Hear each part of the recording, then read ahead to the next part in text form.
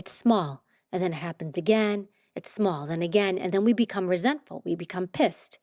Why does this person keep doing it? Why don't they self correct? Again, it goes back to me. Why haven't I addressed it?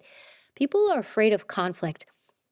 Conflict can be done in a great way. You have to think of it as like I'm competing. I can speak to you, not raise my voice, not make it ugly, and debate something with you.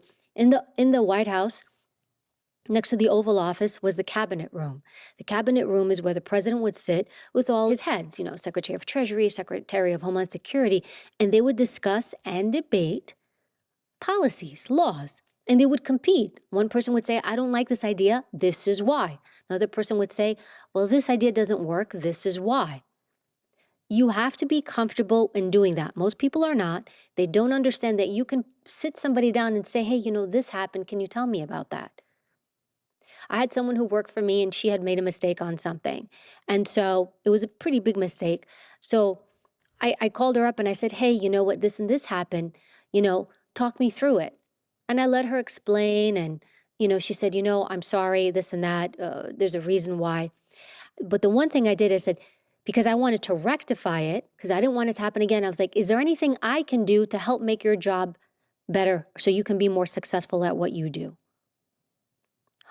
Because I want to hear, is there something I'm doing or not doing that's impacting her decision making or the way she sees things? So it's a twofold.